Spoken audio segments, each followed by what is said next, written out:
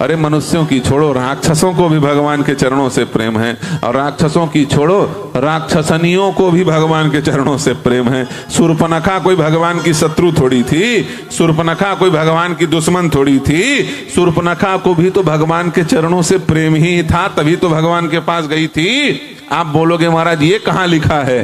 तुलसीदास जी ने तो शॉर्टकट में लिख दिया है, दुष्ट हृदय दारुण जस यहिनी शूर्पणखा रावण के बहिनी। रावण की बहिनी शूर्पणखा दुष्ट हृदय है, बस इतना ही लिख दिया ना। और इसके आगे क्या लिख दिया? बोले पंचबटी सो गई एक बारा, देख बिकल भई जुगल कुमारा। देख बिकल भई जुगल कुमारा, बिकल हो गई। बिकल होके क्या क्या किया ये नहीं बताया, क्योंकि बाढ़ई कथा पार नहीं लाऊं, रामचरितमानस की व्याख्या नहीं हो पाती यदि पूरा वाल्मीकि रामायण फोटोकॉपी कर दें तो। इसलिए तुलसीदास जी ने कहा भैया जिनको ये बिकल का अर्थ निकालना है वो वाल्मीकि रामायण पढ़ो, वहां का पन्ना खोलो। और जब वहां का पन्ना खोला गया तो पूरा भेद पता चल गया। अरे भैया ये शूर्पणखा तो भगवान के चरण की परम अनन्य अनुरागिणी है? श्री वाल्मीकि जी लिखते हैं क्या? दुष्टा पाप परितात्मा पाद सौंदर्य मोहिता। ये दुष्ट थी, पातकी थी, सब कुछ थी, लेकिन भगवान के चरणों की दीवानी थी।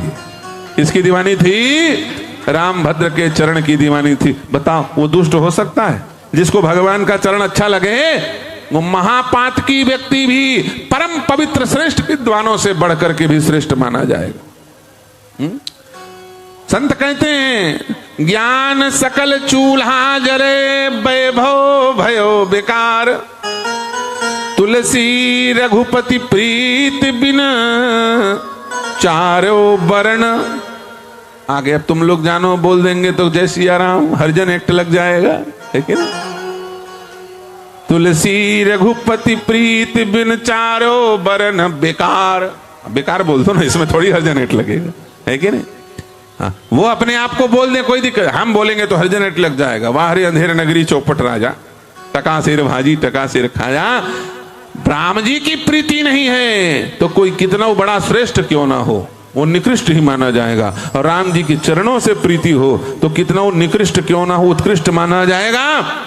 शूर्पणखा को भगवान के चरणों से प्रेम था। वो दुष्ट थी, पापनी थी, सब कुछ थी, लेकिन दुष्टा पाप परितात्मा पाद सौंदर्य मोहिता। वो भगवान के चरण चिन्हों को देख करके भगवान की दीवानी हो गई थी।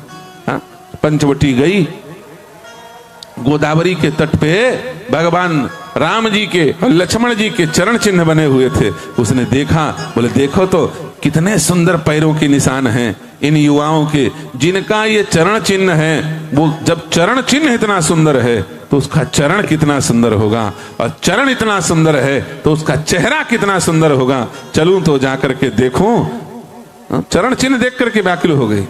अब भगवान को देखने गई। लोगों ने कहा जब भगवान के चरण की दीवानी थी तो भगवान को नाक कान नहीं काटना चाहिए था। भगवान ने क्यों नाक कान काटा? अरे भैया हमारे यहाँ काटना नहीं होता, हमारे यहाँ वैष्णव में अमनिया कहते हैं, जो गड़बड़ चीज हो ना उसे धो पोंछ के काट छांट के शुद्ध कर देते हैं। भगवान ने मानो नाक कान काट करके शूर्पणखा को सुधार दिया।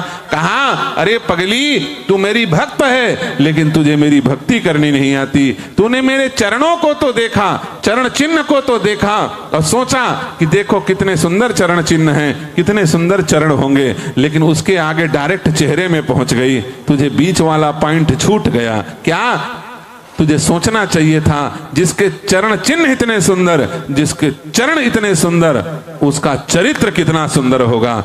चरित्र तक पहुंचना चाहिए था, तू सीधे चेहरे में पहुंच गई। तो बिना चरित्र का विचार की आई है, इसलिए तुझे काट छांट करके सुधार करके रख दिया। अभी तो एक पत्नी व्रत लेके आया हूं, जब द्वापर युग में फिर आऊंगा तब उस समय 16,108 में कहीं कोई नंबर तेरा लग जाएगा। तब तक के लिए कोरियर को सुरक्षित रख दिया जाए सामान को, है कि नहीं? तो मानो काट छाट करके कोई देखे ना, कोई दूसरा स्वीकार ना करे। भगवान है भाई, जो उनके शरण में आया वो उसको कहीं दर दर ठोकर खाने भेजेंगे क्या? नाक कान क्यों काटा भगवान ने? इसलिए काटा कि इसने अपने आप को मुझे समर्पित कर दिया। अब जिसने मुझे अपने आप को समर्पित कर दिया, भला उसे कोई प्राकृत जीव भोगे तो अपमान नहीं हो जाएगा?